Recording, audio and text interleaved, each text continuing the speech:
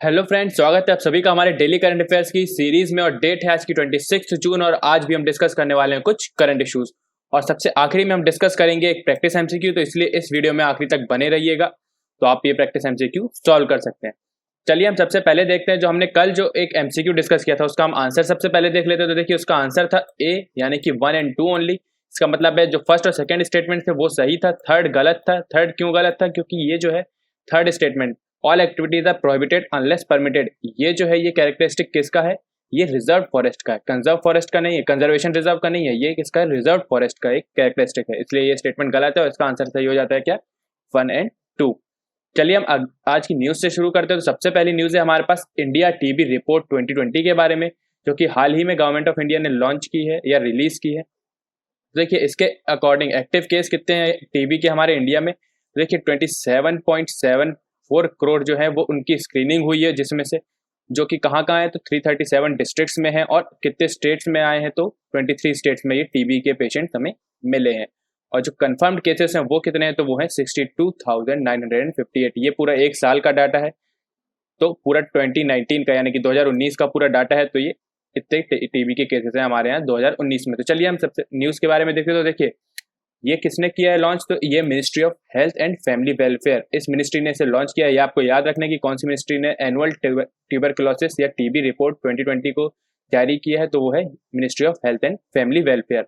अब देखते हैं हम इंडिया का टारगेट क्या है टीबी को एलिमिनेट करना कंट्री से, तो वो है 2025, जो कि 5 साल पहले है WHO के टारगेट से। WHO का जो टारगेट है टीबी को एलिमिनेट करना दुनिया से या वर्ल्ड से, तो वो है 2030। और जो इंडिया का टारगेट है वो है 2025 तक एलिमिनेट करना है टीबी को इंडिया से। चलिए हम अब देख लेते हैं इस रिपोर्ट की कुछ की फाइंडिंग। तो इस रिपोर्ट की फाइंडिंग देखिए, तो इस रिपोर्ट के अकॉर्डिंग गुजरात, आंध्र प्रदेश और हिमाचल प्रदेश, ये जो 3 स्टेट्स हैं ये बेस्ट परफॉर्मिंग स्टेट्स रहे हैं, टॉप 3 बेस्ट परफॉर्मिंग स्टेट्स रहे हैं ये। कब कौन सी कैटेगरी में? तो ये है 50 लाख पॉपुलेशन से ऊपर वाले स्टेट्स की कैटेगरी में। और 50 लाख से नीचे वाली में कौन कौन से हैं तो त्रिपुरा एंड नागालैंड रहे हैं बेस्ट परफॉर्मिंग। और यूनियन टेरिटरी की बात करें तो दादरा नगर एंड हवेली और दमन एंड दीव, ये दोनों रहे हैं सबसे ऊपर। तो अब हम और देख लेते हैं और क्या मिला है इससे। तो देखिए जो टोबैको यूसेज के कारण जो टीबी होता है उसके लगभग टोटल केसेस में से 8% जो टीबी के केसेस हैं वो टोबैको के कारण होते हैं, मतलब तंबाकू के कारण होते हैं। ये इस रिपोर्ट में सामने आया है। दूसरी चीज क्या सामने आई है तो जो HIV एसोसिएटेड टीबी डेथ्स हैं वो बहुत ज्यादा हो रही हैं। जो टोटल दुनिया के जो HIV एसोसिएटेड टीबी डेथ्स है उसमें से इंडिया में दुनिया की 9%, यानी कि दुनिया की टोटल 100% में से 9% जो डेथ्स हैं वो इंडिया में हो रही है, जो कि सेकेंड हाईएस्ट नंबर है पूरे दुनिया में। मतलब सबसे ज्यादा जो मौतें हैं टीबी HIV एसोसिएटेड टीबी के कारण वो कहाँ हो रही है? हमारे इंडिया में हो रही है दूसरे नंबर पे। तो देखिए जो पिछले साल यानी कि 2019 में टोटल डेथ्स कितनी हुई है, तो ये पूरे वर्ल्ड की बात हो रही है। तो देखिए टोटल डेथ्स जो हुई है वो 79,144 डेथ्स हुई है ट्यूबरकुलोसिस के कारण 2019 में, तो जो कि बहुत ही कम है। क्यों? क्योंकि WHO ने जो एस्टीमेट लगाया था वो कितना था? 4.4 लाख होने का एस्टीमेट था, जो कि बहुत ही कम है। 79,144 डेथ्स हुई है।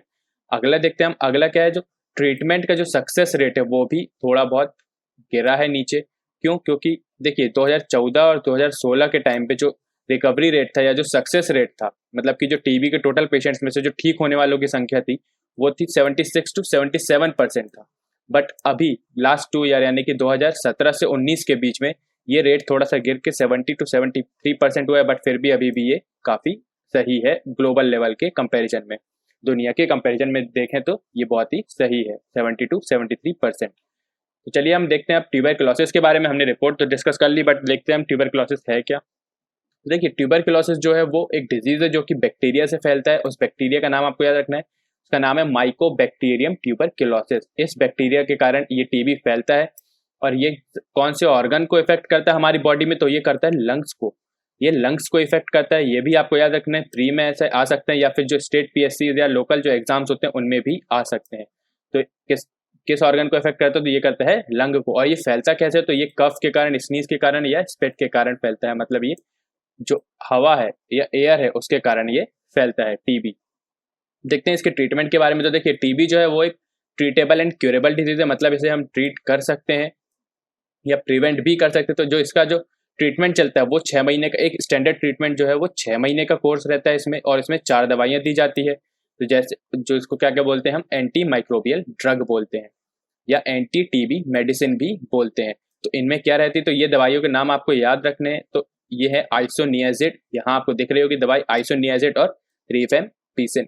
ये जो है ये फर्स्ट लेवल ड्रग है, मतलब एंटी टीबी मेडिसिन है ये, जो स्टार्टिंग की, जो अगर कोई पेशेंट जो है वो स्टार्टिंग की स्टेज में है टीबी के, तो उन्हें ये दवाई दी जाती है। अगर वो ये दवाइयाँ उस पर असर करती हैं तो अच्छी बात है, तो वो 6-9 महीने के कोर्स में वो ठीक हो जाएगा। बट अगर ये दवाइयाँ उस पर असर नहीं करती हैं तो उसको, इसका मतलब है कि उसको है मल्टी ड्रग रेजिस्टेंस ट्यूबरकुलोसिस। मतलब कि क्या है, जो ट्यूबरकुलोसिस का जो बैक्टीरिया है, माइकोबैक्टीरियम ट्यूबरकुलोसिस, ये बैक्टीरिया अब इन ड्रग्स पर बिल्कुल, ये जो ड्रग्स हैं वो इस बैक्टीरिया पर बिल्कुल भी कुछ असर नहीं दिखा रही हैं। मतलब वो इवॉल्व हो गया है या वो म्यूटेट हो चुका है, और अब उसके लिए और भी ज़्यादा पावरफुल दवाई लगेगी। तो उसके लिए यूज़ की जाती है सेकेंड लाइन ड्रग यूज़ की जाती है। उसके लिए अब जो MDR TB होता है उसके लिए सेकेंड लाइन ड्रग यूज़ की जाती है, क्योंकि फर्स्ट लाइन जो ड्रग है वो फेल हो जाती है ट्रीटमेंट में। तो जो MDR TB है वो सेकेंड लाइन ड्रग से ठीक हो सकता है। और फिर उसके बाद जो अगली स्टेज आती है, ये लास्ट स्टेज रहती है टीबी की, मतलब सबसे बुरी स्टेज रहती है, एक्सटेंसिवली ड्रग रेजिस्टेंट टीबी। मतलब अब क्या है, जो अब ये वाली जो टीबी का जो बैक्टीरिया है वो अब सेकेंड लाइन ड्रग के लिए भी रेजिस्टेंट हो गया है। इसका मतलब है कि अब वो सेकेंड लाइन जो ड्रग्स हैं वो भी इस बैक्टीरिया पर असर नहीं करेंगे। तो इसके ये सबसे लास्ट स्टेज रहती है टीबी की, और ये सबसे ज़्यादा खतरनाक भी होती है। जो सबसे ज़्यादा मौतें हैं वो इसी स्टेज में होती है। तो ये थे टीबी के बारे में, हमने टीबी के बारे में पढ़ लिया, बैक्टीरिया से होता है, ऑर्गन कौन सा है, तो लंग में ये इफेक्ट करता है। और इसके ट्रीटमेंट के बारे में पढ़ा, 3 टाइप की होती है टीबी। एक लेवल 1 की ट्रीटमेंट होती है जो कि एंटी टीबी मेडिसिन होती है। फिर अगर वो ये असर नहीं करती तो मल्टी ड्रग रेजिस्टेंस टीबी देखते हैं। फिर उसके बाद एक्सटेंसिवली ड्रग रेजिस्टेंस टीबी या फिर XDR टीबी देखा जाता है। तो ये हमने ट्यूबरकुलोसिस के बारे में देख लिया। अगली न्यूज़ देखते हैं। अगली न्यूज़ है हमारे पास ग्लोबल एजुकेशन मॉनिटरिंग रिपोर्ट के बारे में, जो कि यूनेस्को ने हाल ही में लॉन्च की है। चलिए हम इसके बारे में देख लेते हैं। तो देखिए ये लॉन्च हुई है, क्यों हुई है, तो ये कोविड-19 के कारण जो भी एजुकेशन पे इम्पैक्ट पड़ रहा है, जो भी ग्लोबल लेवल पे एजुकेशन पे इम्पैक्ट पड़ रहा है, उसके बारे में इस रिपोर्ट में बताया गया है।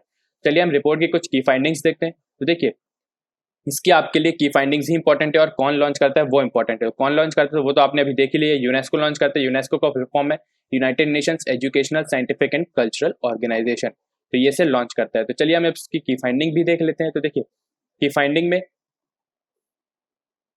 तो सबसे ज्यादा इफेक्ट किस पे पड़ा, तो about 40% of low and lower middle income countries have not supported learner at risk of exclusion during the crisis such as poor linguistic minorities, learners with disabilities. जो सबसे ज्यादा इफेक्ट है इस क्राइसिस का या इस पेंडेमिक का, वो किस पे पड़ रहा है, तो पुअर लिंग्विस्टिक माइनॉरिटीज और लर्नर्स विद डिसेबिलिटी, इनकी एजुकेशन पे सबसे ज्यादा इफेक्ट पड़ रहा है। क्यों, क्योंकि ये अब इनको जो भी एजुकेशन है वो नहीं मिल पा रही। पुअर्स को क्यों नहीं मिल पा रही है, क्योंकि इनके पास उतने ज़्यादा साधन नहीं है। अब देखिए इसमें और भी चीज़ें दी गई हैं। तो देखिए सबसे पहले क्या हो रहा है, जो पुअरर कंट्रीज हैं वो क्या ऑप्ट कर रही हैं अब एजुकेशन के लिए। अब स्कूल तो बंद है, तो उसके लिए जो ऑप्ट कर रही हैं वो रेडियो के थ्रू या तो एजुकेशन दे रही हैं या तो टेलीविजन के थ्रू दे रही हैं।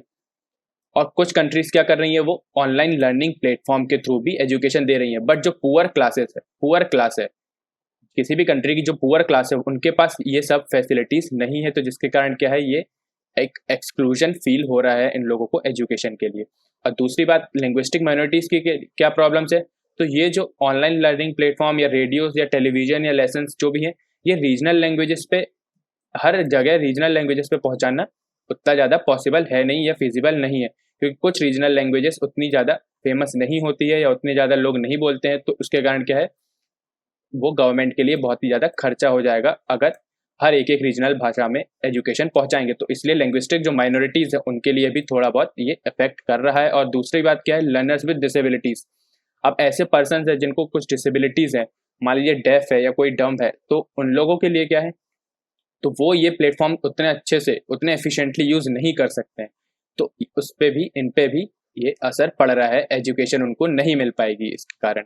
तो देखिए एक और की फाइंडिंग है इसकी, तो अप्रैल 2020 के टाइम में जब स्कूल सारे बंद हुए थे, तब 91% जो थे वो स्कूल से बाहर थे। मतलब 91% जो स्टूडेंट्स हैं टोटल वर्ल्ड में, वो स्कूल नहीं गए थे। आप सोच सकते हैं ये बहुत बड़ा नंबर है। मतलब 91% स्टूडेंट्स स्कूल से या एजुकेशन से दूर रहे थे 1 महीने पूरा, अप्रैल पूरा।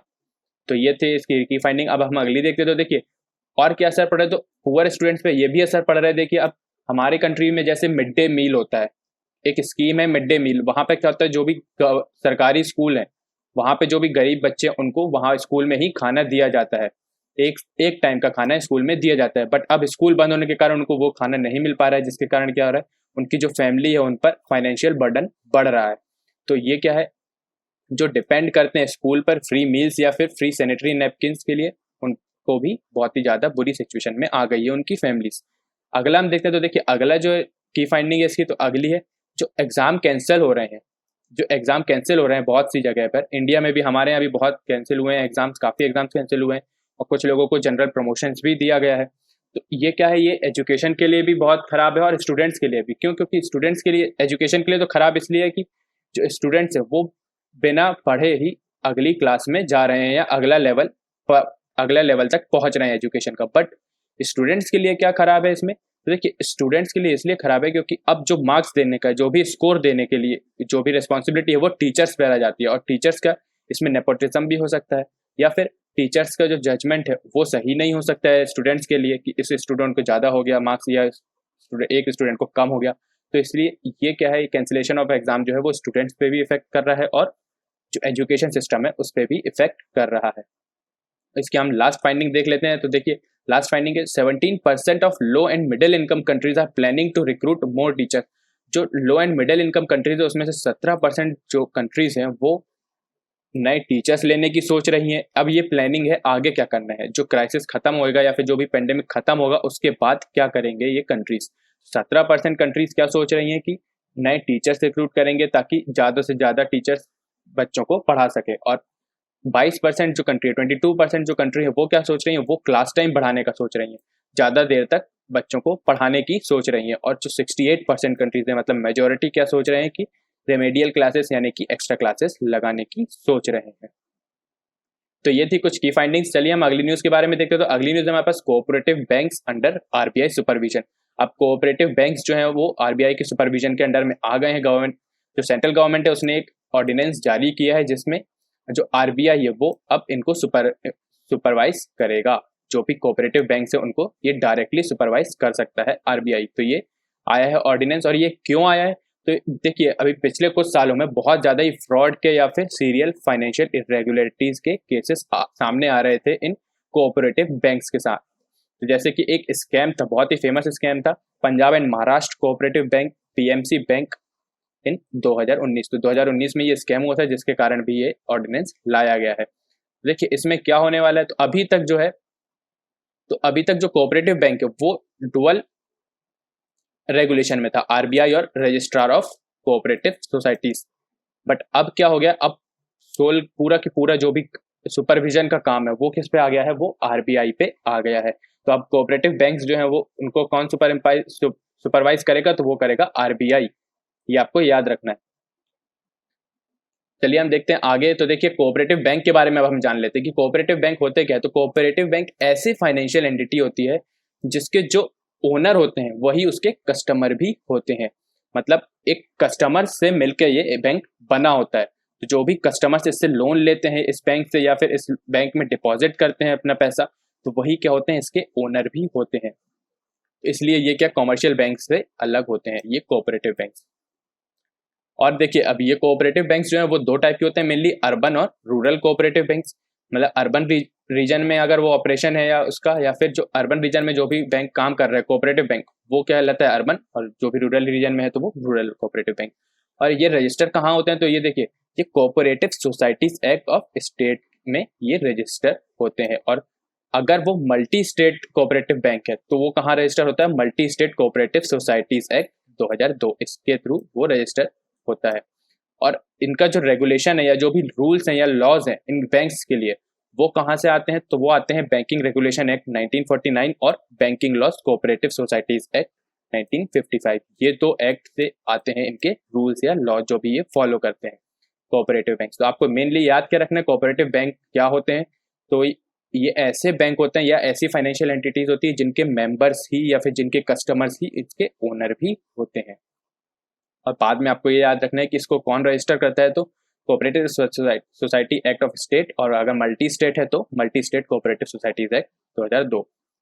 चलिए हम अगली न्यूज़ के बारे में देखते। तो अगली न्यूज़ है animal husbandry infrastructure development fund के बारे में। तो ये हाल ही में गवर्नमेंट ने अभी लॉन्च किया है। ये एक फंड बनाया है गवर्नमेंट ने, animal husbandry infrastructure development fund. तो देखिए इसमें गवर्नमेंट 15,000 करोड़ रुपए लगाने वाली है, इस फंड में देने वाली है 15,000 करोड़। और इसमें फायदा किस किस को पहुंचने वाला है, तो वो सबसे इंपॉर्टेंट वो आप देख लीजिए। तो देखिए फार्मर प्रोड्यूसर ऑर्गेनाइजेशन यानी एफपीओस को मिलेगा इसमें फायदा, और एमएसएमईज को भी मिलेगा इस सेक्टर में, एनिमल हस्बेंड्री के सेक्टर में। Section 8 companies, private companies and individual entrepreneurs, इन सभी को फायदा मिलने वाला है इस फंड से। तो देखिए जो 10% है इस फंड का, वो तो मार्जिन मनी के थ्रू इन सभी पर दे दिया जाएगा, बट जो 90% है बाकी बचा हुआ वो लोन के थ्रू इन्हें दिया जाएगा। मतलब इन्हें लोन दिया जाएगा बाकी के पैसों से, जो कि इन्हें लौटाना होगा, और उस लोन में इनको 3% का इंटरेस्ट सबवेंशन भी मिलेगा। मतलब कि इंटरेस्ट में इनको छूट भी मिलेगी 3% की, जो भी ये 90% में से लोन लेगा। और 2 साल का मॉरिटोरियम पीरियड भी मिल रहा है इनको रीपेमेंट के लिए। मतलब 2 साल की इन्हें छूट भी मिल रही है रीपेमेंट के लिए। मतलब ये 2 साल तक रीपेमेंट ना भी करेंगे तो भी चल जाएगा, बट उसके बाद इन्हें 6 साल में ये लोन चुकाना होगा। मतलब इनको टोटल 8 साल मिल रहे हैं लोन चुकाने के लिए। तो ये था animal husbandry infrastructure development fund के बारे में। चलिए हम अगली न्यूज़ देखते हैं। तो अगली न्यूज़ है हमारे पास कुशीनगर एयरपोर्ट से रिलेटेड। तो देखिए न्यूज़ है Kushinagar airport declared as international airport. तो जो कुशीनगर एयरपोर्ट है उत्तर प्रदेश का, उसे इंटरनेशनल एयरपोर्ट डिक्लेयर कर दिया गया है।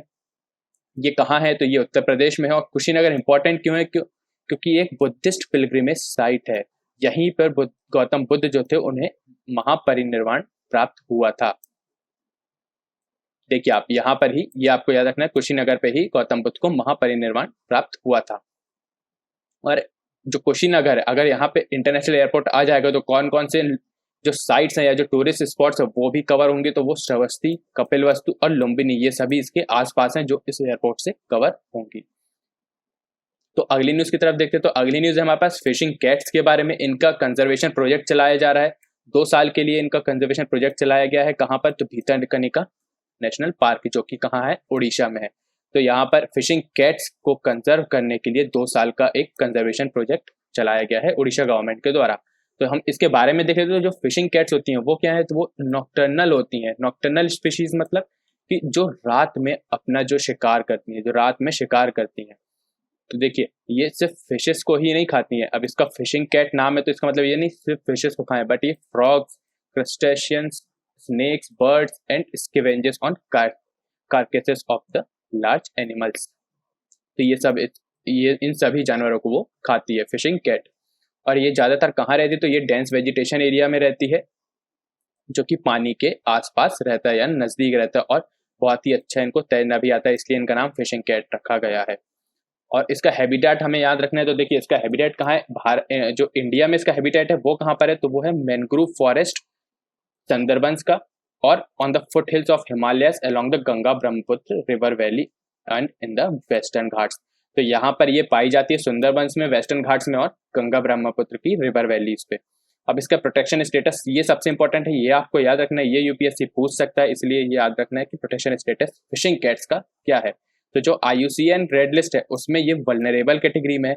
पहले ये एंडेंजर में हुआ करती थी, बट इसको अब वल्नरेबल में कर दिया गया है। क्यों, क्योंकि इनकी जो नंबर है वो इंक्रीज हो गए हैं। और साइट्स के अकॉर्डिंग ये किसमें है, तो ये अपेंडिक्स 2 में इसको दिया गया है। और Indian wild life protection act 1972 में ये शेड्यूल 1 में रखा गया है इसको, फिशिंग कैट्स को। तो ये आपको याद रखना है प्रोटेक्शन स्टेटस। तो गाइस आज की न्यूज़ यहीं तक थी। तो चलिए हम लास्ट में अपने ये देखिए, आपको ये दिख रही हो कि ये होती है एक फिशिंग कैट। तो चलिए अब हम लास्ट में एक प्रैक्टिस MCQ डिस्कस कर लेते हैं, जिसका आंसर मैं आपको कल बताऊंगा। अभी हम क्वेश्चन देख लेते हैं। तो देखिए क्वेश्चन क्या है, consider the following statement regarding cooperative banks. तो ये हमने अभी पढ़ा है, आप सभी को याद होगा। तो देखिए फर्स्ट स्टेटमेंट है, a cooperative bank is a financial entity which belongs to its member who are at the same time the owner and the customer of their bank. दूसरा स्टेटमेंट क्या है, broadly classified into urban and rural cooperative banks based on their region of operation. तीसरा statement है आपके पास, they are registered under the cooperative societies act of the state concern. तो ये 3 statements है आपके पास, इनमें से आपको सही चुनने हैं। तो आप इसका आंसर हमें कमेंट सेक्शन में दे सकते हैं। मैं इसका आंसर आपको कल बताऊंगा, जब तक आप इसका आंसर हमें कमेंट सेक्शन में दे दीजिए और आप देखिए कि आपको ये क्वेश्चन बनता है कि नहीं।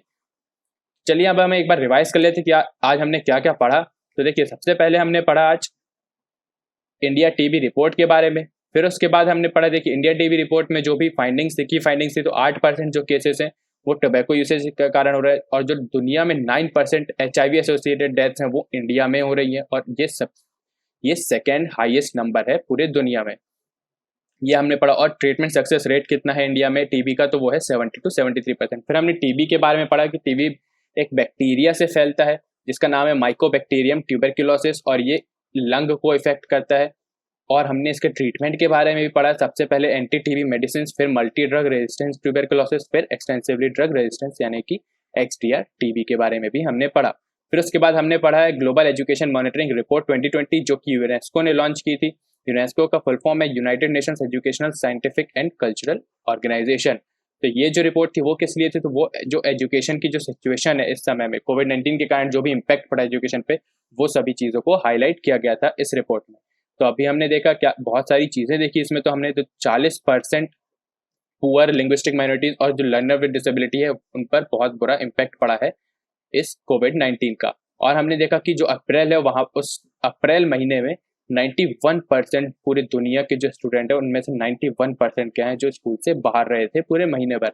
और फिर हमने देखा कि कुछ कंट्रीज एजुकेशन प्रोवाइड करवाने के लिए रेडियो की मदद ले रही है, या टेलीविजन की मदद ले रही है, या फिर ऑनलाइन लर्निंग प्लेटफॉर्म की भी मदद ले रही है। और फिर हमने देखा कि कुछ लोग जो डिपेंड करते हैं स्कूल पर फ्री मील्स या फ्री सैनिटरी नैपकिन्स के लिए, उन पर भी इसका बहुत इफेक्ट पड़ा है। और फिर हमने देखा कि कुछ कंट्रीज क्या क्या करने वाली हैं। तो कुछ कंट्रीज रिक्रूट करेंगी नए टीचर्स, और कुछ कंट्रीज क्या करने वाली है, क्लास टाइम बढ़ाने वाली है, और कुछ कंट्रीज एक्स्ट्रा क्लासेस लगाने वाली हैं इस पैंडेमिक के खत्म होने के बाद। तो फिर हमने उसके बाद अगला हमने पढ़ा कोऑपरेटिव बैंक्स का जो भी सुपरविजन है वो अब RBI करेगा। गवर्नमेंट ने एक ऑर्डिनेंस जारी कर दिया है इसके लिए। और ये क्यों आया है, तो ये एक PMC बैंक का जो 2019 में फ्रॉड हुआ था, और भी बहुत सारे छोटे छोटे फ्रॉड हुए हैं, उसके कारण ये जो ऑर्डिनेंस है गवर्नमेंट ने लाया है। तो अब कोऑपरेटिव बैंक्स के बारे में भी हमने देखा कि वो होते क्या है, और वो किसके थ्रू रजिस्टर किए जाते हैं, और उनके जो रूल्स और रेगुलेशन है वो किस एक्ट से मिलते हैं। तो ये हमने देखा। फिर उसके बाद हमने animal husbandry infrastructure development fund के बारे में देखा, जो कि गवर्नमेंट ऑफ इंडिया ने अभी अभी हाल ही में बनाया है, जिसमें 15,000 करोड़ देगी, और उसमें बहुत सारे बेनिफिशरीज हैं जैसे कि farmer producer organisations, MSMEs, section 8 companies, private companies और इंडिविजुअल एंटरप्रेन्योर्स, ये सभी इसके बेनिफिशरीज हैं। फिर हमने देखा इसके बाद जो कुशीनगर एयरपोर्ट है यूपी में, उसको इंटरनेशनल एयरपोर्ट बना दिया गया है, जो कि इंडिया का 29th इंटरनेशनल एयरपोर्ट बनेगा। और ये क्यों फेमस है, तो ये यहाँ पर ही गौतम बुद्ध जो है उन्होंने महापरिनिर्वाण अटेन किया था। फिर हमने देखा फिशिंग कैट्स के बारे में। तो हमने देखा कि इनका जो कंजर्वेशन प्रोजेक्ट है वो कहाँ चलाया गया है, तो भितरकनिका नेशनल पार्क उड़ीसा में चलाया गया है। फिर हमने उसके बाद देखा इनका हैबिटेट इंडिया में कहाँ है, तो इंडिया में ये सुंदरबन, ब्रह्मपुत्र रिवर वैलीज और वेस्टर्न घाट्स में पाई जाती है। फिर हमने इसका प्रोटेक्शन स्टेटस भी देखा, जो कि IUCN के जो रेड लिस्ट है उसमें वल्नरेबल है, पहले एंडेंजर्ड हुआ करता था बट अब वल्नरेबल है। और फिर उसके बाद हमने साइट्स के में देखा कि ये अपेंडिक्स 2 में लिस्टेड है, और इंडियन वाइल्ड लाइफ एक्ट में ये शेड्यूल 1 में लिस्टेड है। फिर हमने एक प्रैक्टिस क्वेश्चन डिस्कस किया जिसका आंसर आपको हमें कमेंट सेक्शन में बताना है। तो गाइज आज के लेक्चर में बस इतना ही। अगर आपको ये वीडियो पसंद आया तो प्लीज़ लाइक कीजिएगा और अपने दोस्तों के साथ शेयर भी कीजिएगा, और अगर आपने चैनल सब्सक्राइब नहीं किया तो सब्सक्राइब कर लीजिए और बेल आइकन जरूर दबाइएगा ताकि आपको हमारे सारे नोटिफिकेशन मिलते रहें। कोई भी सजेशन या कोई भी क्वेरी तो वो आप हमें कमेंट सेक्शन में बता सकते हैं। और इस लेक्चर की PDF भी आपको हमारे टेलीग्राम चैनल GS यूनिट पे मिल जाएगी, आप उसे जाकर ज्वाइन कर सकते हैं, उसके लिंक डिस्क्रिप्शन बॉक्स में गिवन है। Thank you guys, thank you very much.